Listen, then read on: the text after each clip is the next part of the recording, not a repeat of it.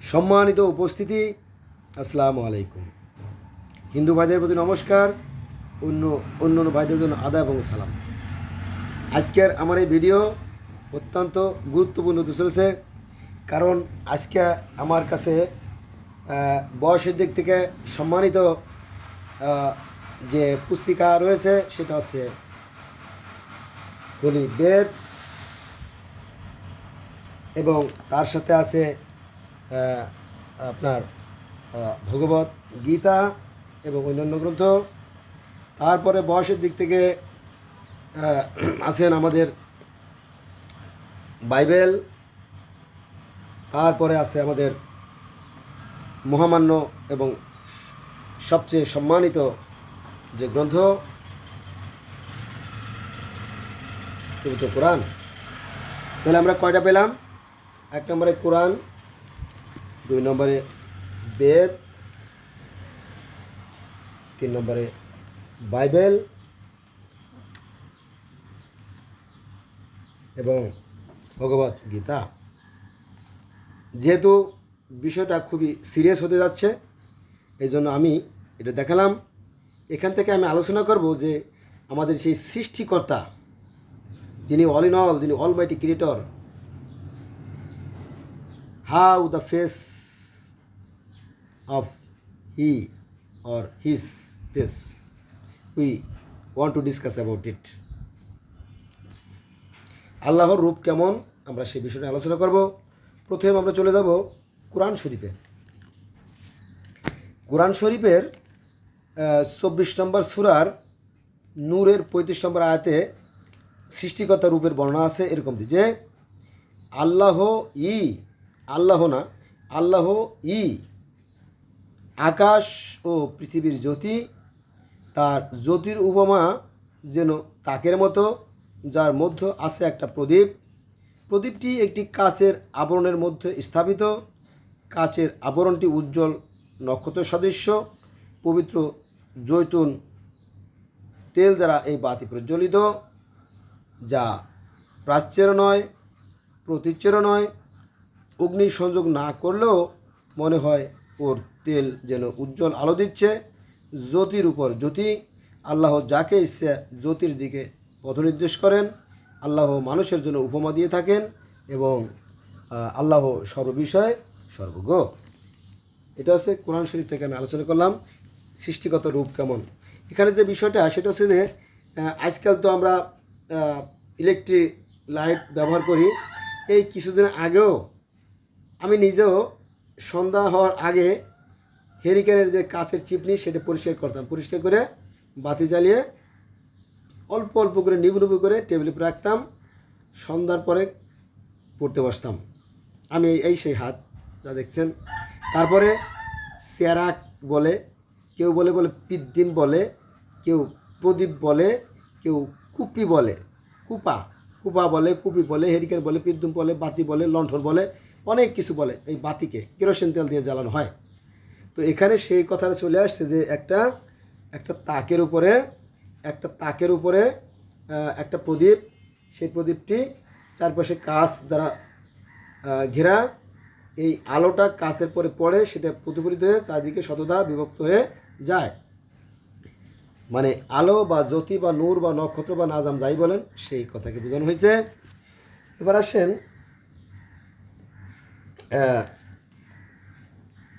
বেদে কি বলা আছে। এটা হচ্ছে আপনার কই গেল, এটা হচ্ছে আপনার অথর্ববেদের 6ষ্ঠ অনুবাকের 8ম সূক্তেও বেদের পৃষ্ঠা নম্বর 1076। এখানে বলা আছে যে পরমাত্মা অবিনশ্বর, যার ক্ষয় লয় বিলীন ধ্বংস কিছু নাই। সে কথা বলা হয়েছে যে কালরূপ পরমাত্মাই এই দুলক পৃথিবী সৃষ্টি করেছেন। এই যে বিশ্ব ব্রহ্মাণ্ড, এগুলো সেই সৃষ্টিকর্তারই সৃষ্টি। এখন তা তো জানলাম, কিন্তু তার রূপ কেমন, তাই না? কালরূপ পরমাত্মা এই জগৎ সৃষ্টি করেছেন কাচের প্রেরণায়। দেখেন এই কাজ শব্দটা কোরআনেও আছে, এই কাজ শব্দটা কোরআনে আছে, আর এই কাজ শব্দটা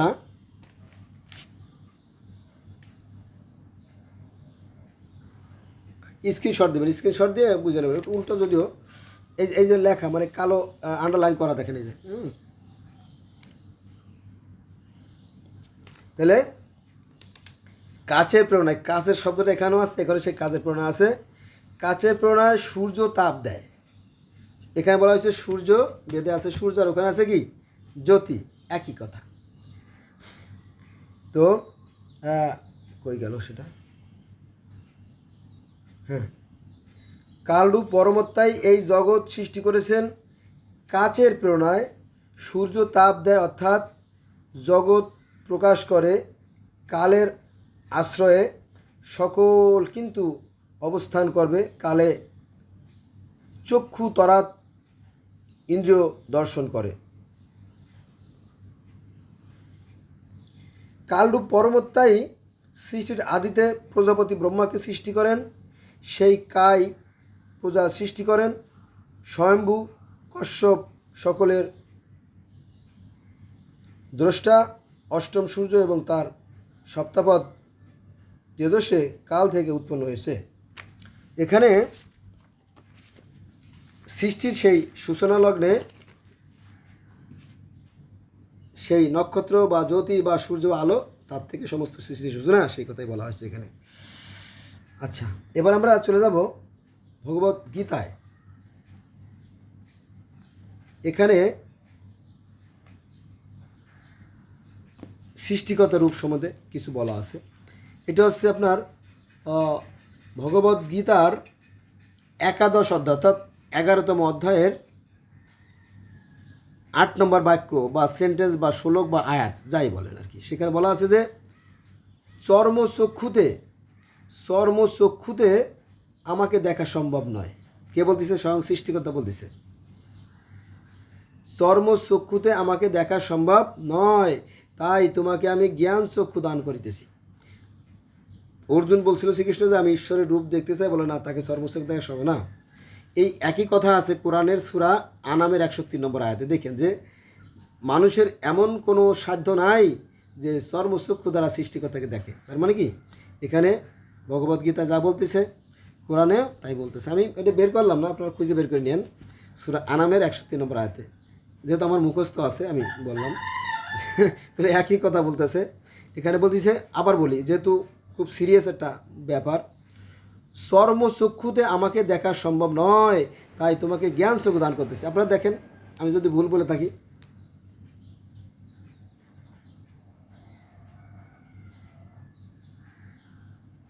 একটু উল্টো দেখা যাবে, স্ক্রিনশট দিয়ে দেখে নিন।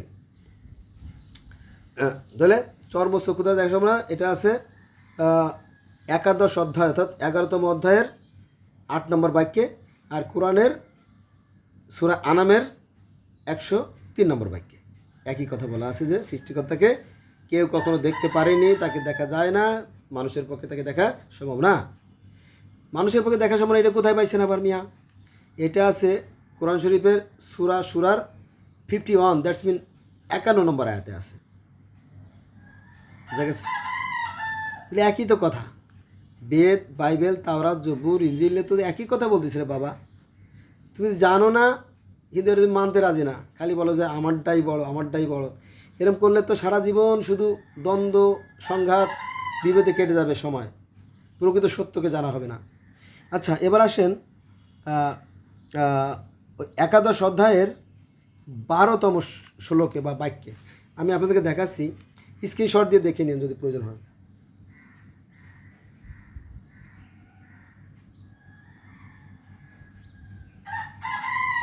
এখানে যে বিষয়টা আমি একটু খুলে বলি, সেটা হচ্ছে যে এই যে ভগবদ্গীতা, এই ভগবদ্গীতায় মোট 18টা পর্ব আছে, 18টা অধ্যায় আছে। তো এই 18টা অধ্যায় কেন হয়েছে?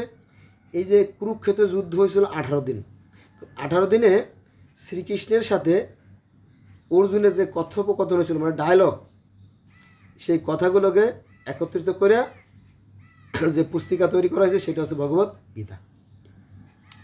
তো এই এক পর্যায়ে অর্জুন শ্রীকৃষ্ণ বলল যে আমি ঈশ্বরের যে দিব্য রূপ, ঈশ্বরের যে আসল রূপ, ঈশ্বরের যে প্রকৃত রূপ, সেই জিনিসটাকে দর্শন দিতে চাই। তখন শ্রীকৃষ্ণ না, it is not possible any one. তখন শ্রীকৃষ্ণ বলল যে এটা কারো পক্ষে সম্ভব না, কারণ সৃষ্টিকর্তাকে দেখা যায় না, কেউ দেখতে পারে না। বুঝছেন, সেই কথাটা এখানে চলে আসছে। তো তো বলো যে আমার তো ভীষণ ইচ্ছে, বলো যে ঠিক আছে, তোমাকে আমি জ্ঞান চক্ষু দান করতেছি। ভগবদ গীতায় বলা হয়েছে যে তোমাকে আমি জ্ঞান চক্ষু দান করতেছি, তুমি দেখো। তখন দেখলো যে মানে এটা হচ্ছে জ্ঞান চক্ষু দ্বারা, এটা কিন্তু সবাই দেখতে পারবে না, যে সেই শ্রীকৃষ্ণের মুখ ও গহ্বরের ভিতরে গোটা বিশ্ব ব্রহ্মাণ্ড বিরাজমান।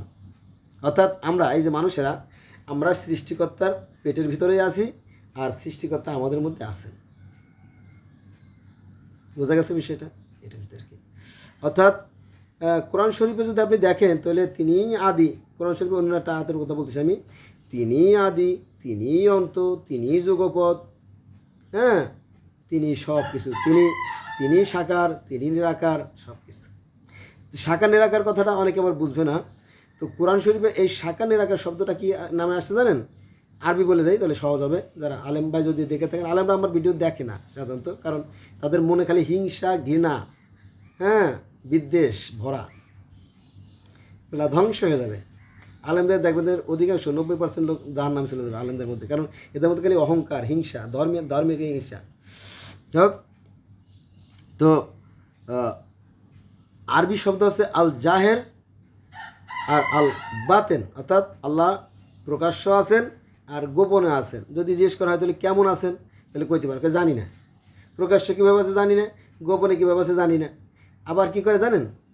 এই যেমন এই যে দেলোয়ার হোসেন সাইদি সাহেব, উনি বলতেছে যে জানেন আমাদের নবী মিরাজে গেলেন, মিরাজে যাওয়ার পরে আল্লাহ পাক যখন এসে দেখা করলেন, তখন উনি কিন্তু টোলে যান নাই, ঢলে পড়েন নাই, উনি কিন্তু তাকাই ছিলেন, একমাত্র উনিই ছিলেন, আর কেউ তাকাতে পারেন নাই। অথচ তিনি সৃষ্টিকর্তাকে দেখেন নাই, তিনি আলো দেখেছেন। এটা হচ্ছে সহিহ বুখারী শরীফের কথা।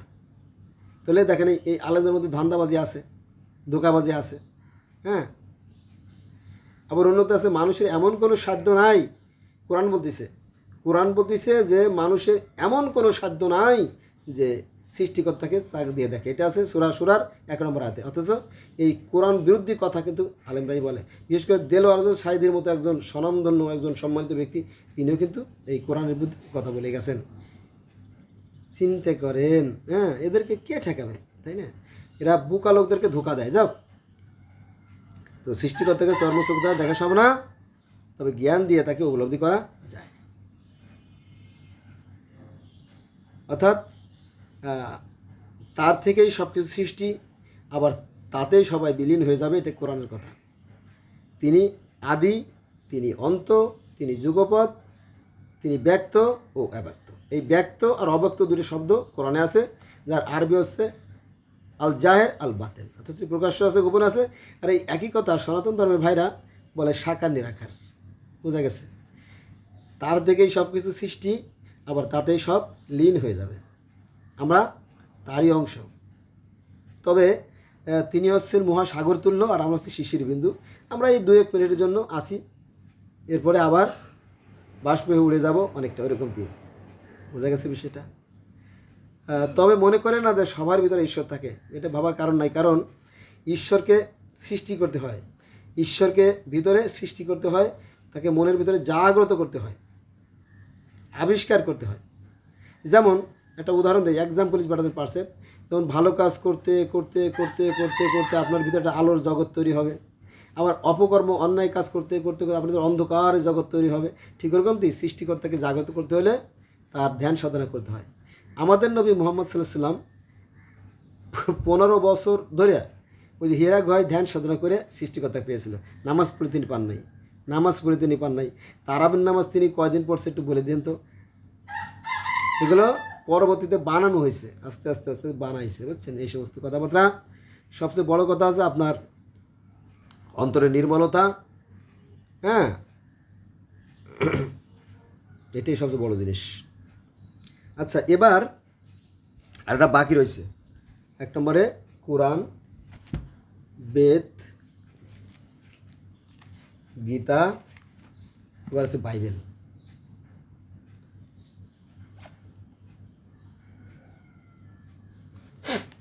মুখে বলি, বিশ্বাস আপনার ব্যাপার, বিশ্বাস করলে করবেন, না করলে তো আমার কোনো লস নাই, তাই না? কারো পাশায় সরি, খারাপ কথা সরি বলা ঠিক হবে না, অনেক ভদ্রলোক ভাইয়েরা দেখতেছেন আমার ভিডিও। সেটা হচ্ছে যে বেদে বলা হয়েছে যে ঈশ্বর হচ্ছেন অতিকায় এক জ্যোতি। এই অতিকায় এক জ্যোতির আবার আছে 7টা আত্মা, তার প্রতিনিধি হিসেবে কাজ করে, যে কোনো কাজে ওখান থেকে উনি চলে আসেন, যেহেতু উনি সপ্তম আকাশে বিশ্রামরত অবস্থায় আছেন, তাই না? যেমন প্রধানমন্ত্রী শেখ হাসিনা তার প্রধানমন্ত্রীর কার্যালয়ে বসে থাকেন, আর সচিব অন্যান্য এমপি মন্ত্রী যারা আছে তারা তার হিসেবে কাজ করে। তারপরে ডিসি, এসপি, ইউনো, টিউনো, পুলিশ, চৌকিদার, দফাদার, তাই না, তার হয়ে কাজ করে না করে। কিন্তু প্রধানমন্ত্রী কি সব জায়গায় যান? না, সব জায়গায় যায় না, সম্ভব না। ঠিক ওরকমটি কোরআনে যেমন সে জ্যোতিময়, বাইবেলও তেমনি জ্যোতিময়, বেদেও তেমনি জ্যোতিময়, গীতায় তেমনি জ্যোতিময়। বোঝা গেছে? এই যে 3টা বেদ, আবার দেখাচ্ছি, গীতা, বেদ, বাইবেল 3টা, আর কোরআন তো 4টে, প্রধান 4টে দিলাম, তাই না? এরপরে আরেকটা বড় ধর্ম আছে আমাদের পৃথিবীতে, সেটা হচ্ছে বৌদ্ধ ধর্ম। এই বৌদ্ধ ধর্মের প্রবর্তক 16 মিনিট হয়েছে। বৌদ্ধ ধর্মের প্রবর্তক গৌতম বুদ্ধ, উনি কিন্তু গেছিলেন, স্বর্গে গেছিলেন, জানেন না? আপনি গুগলে যাবেন অথবা ইউটিউবে সার্চ দেবেন গৌতম বুদ্ধের স্বর্গে আহরণ। আমাদের নবী মুহাম্মদ সাল্লাল্লাহু আলাইহি ওয়াসাল্লাম যেমন স্বর্গে গেছিলেন না আল্লাহর সাথে দেখা করার লাগে, গৌতম বুদ্ধ স্বর্গে গিয়েছিলেন তার মাতা মহামায়া দেবীর সাথে দেখা করার জন্য। হ্যাঁ, সত্যি ঘটনা। তো তারপরে আজ থেকে 5000 বছর আগে বা 6000 বছর আগে পার্সি ধর্মের যে ধর্মপ্রবর্তক জরস্টার, তিনিও স্বর্গে গেছিলেন সেই আল্লাহর সাথে দেখা করার জন্য, যাকে পার্সি ভাষায় বলা হয় আহুরা মাজদা। তারপরে আজ থেকে 6000 বছর আগে এই যে আজকের যে জেরুজালেম, ফিলিস্তিন, ইসরায়েল, এখানেও কিন্তু সেই জেবুসাইড নামে একটা গোত্র বাস করত। তারা সেই সালেম অর্থাৎ অস্তগামী সূর্যকে তারা ঈশ্বর হিসেবে মানত। এই একই কথা, তারা যে সূর্যকে মানত আমরাও সেই সূর্যকে মানি, দুনিয়ার সবাই তাই মানে। আবার গ্রিক ধর্ম, রোমান ধর্ম, সেই সৃষ্টিকর্তা যে জ্যোতিময় কাওয়াস, আপনি কী করবেন, সার্চ দেবেন, ইউটিউবে সার্চ দেবেন অথবা গুগলে সার্চ দেবেন যে কাওয়াস, অথবা সেই মানে গড অফ গ্রিক মাইথোলজি, দেখবেন যে সেই তিনি অতিকায় এক জ্যোতি, তার আবার হাত, মুখ, নখ, চাক আছে। আমাদের ইসলাম ধর্মের কোরআনেও কিন্তু আল্লাহর হাত, মুখ, নাক, চোখ, কান সবই আছে, কিন্তু সেটা কেমন, যে আকারও আছে, নিরাকারও আছে, হাত পাও আছে, কিন্তু এটার ব্যাখ্যা আলেমরা দিতে পারে না, আমরাও তো জানি না, তারা না দিলে আমরা কই পাবো, তাই না? তবে আছে। তো এইগুলো আবার মনে করেন যে মিশরীয় ধর্মে কিন্তু সৃষ্টিকর্তা আছে তিনি হচ্ছে কি অতিকায় জ্যোতি, ওই যে চন্দ্র, তার একটা চোখ হচ্ছে চন্দ্র, একটা চোখ হচ্ছে একটা চোখ হচ্ছে চন্দ্র, আর একটা চোখ হচ্ছে সূর্য। চিন্তা করে তাহলে তো কী হলো, তাহলে এই প্রকৃতি, এই বিশ্ব ব্রহ্মাণ্ডই কে ইঙ্গিত করে আর কি, এটার বিষয়। তারপরে পৃথিবীর সর্বপ্রথম যে লিখিত গ্রন্থ গিলগামেশ, সেখানেও দেখবেন যে সেই স্বর্গমত্ত পৃথিবীর যিনি বাদশাহ, যিনি এগুলো রচনা করছেন, তিনি হচ্ছে আনু। আমরা বলি আল্লাহ, আর সেখানে বলে আনু, ঠিক আছে? আবার আপনার আফ্রিকার যে ধর্মগুলো আছে অনেক, যেমন ফান ধর্ম, জুলু ধর্ম, ডগন ধর্ম, অনেক ধর্ম আছে আফ্রিকায়, প্রায় 300-400 ধর্ম আছে। যেহেতু পৃথিবীতে 4315টা ধর্ম অলরেডি আছে, এখন ওরা মরা হয়ে আছে, ওরা অনেক বড় হয়েছে আর কি। তো সেখানেও সেই ঈশ্বর আছে সাইরাস তারা, সেই আফ্রিকানদের একজন পুরোহিত সেই উঁচু পাহাড়ে গিয়ে 3 মাস ধ্যান সাধনা করে এবং ঈশ্বরের সাথে কথাবার্তা বলার পরে আবার পৃথিবী নেমে আসার পরে তারপরে তাদেরকে সবাই বলে যে আল্লাহর সাথে কী কী কথাবার্তা হয়েছে ইত্যাদি ইত্যাদি, ঠিক আছে? এভাবে অসংখ্য ধর্মে অনেকভাবে এই সৃষ্টিশক্তির বর্ণনা করা আছে। আর বিজ্ঞানীরা কিন্তু একটা সাবজেক্ট, কারণ বিজ্ঞানের ফলেই কিন্তু এই যে দেখেন এই যে গ্রন্থগুলো, বিজ্ঞান না হলে কিন্তু এগুলো আবিষ্কার হতো না, এগুলো সৃষ্টি হতো না, তাই না? কোনো কিছু সৃষ্টি হতো না বিজ্ঞান ছাড়া। বিজ্ঞান মানে জ্ঞান, তো তাদেরকে রাখতে হয়, তাদেরকে একটা দাওয়াত দিতেই হয়। বিজ্ঞানীরা বলতেছে যে এই যে বিশ্ব ব্রহ্মাণ্ড সুশৃঙ্খল ও সুনিয়ন্ত্রিতভাবে পরিচালিত হচ্ছে, নিঃসন্দেহে একটা শক্তি আছে, সেই শক্তিকে পৃথিবী বিভিন্ন মানুষ বিভিন্ন ডাকে। আবার চীনে যে তাও ধর্ম, সিন্ত ধর্ম, কনফুসিয়াস ধর্ম, তারাও একই কথা বলে যে স্বর্গ মত্ত ও ওর যে সৃষ্টিকর্তা সে হচ্ছে টিয়ান হচ্ছে আপনার কনফুসিয়াস ধর্ম বলে, আর তাও ধর্ম বলে তাও, কিন্তু তাকে দেখা যায় না, তাকে ধরা যায় না, ছোঁয়া যায় না। ওই একই বর্ণনা এক একজনে এক এক রকম করছে, একটু ভিন্ন করে, এই একই বিষয়। তো বন্ধুরা আজকে এই বন্ধু হলো, সবাই ভালো থাকবেন আর আমার সাথে থাকবেন। একটা ভিডিও দিয়ে তো অনেক ধর্ম বলা যায় না, আমি আজকে 4টে, তাই না, বেদ, বাইবেল, কোরআন, গীতা 4টে থেকে বললাম। আবার ওদিকে আফ্রিকা 1, গ্রিক 2, মিশর 3, আর গিলগামেশ 4, আর বৌদ্ধ 5 আসছে। 9টা ধর্মের থেকে আল্লাহ রূপ বর্ণনা করলাম, তাই না। গৌতম বুদ্ধ অনেক জ্ঞানী মানুষ ছিলেন, নিঃসন্দেহে জ্ঞানী মানুষ ছিলেন।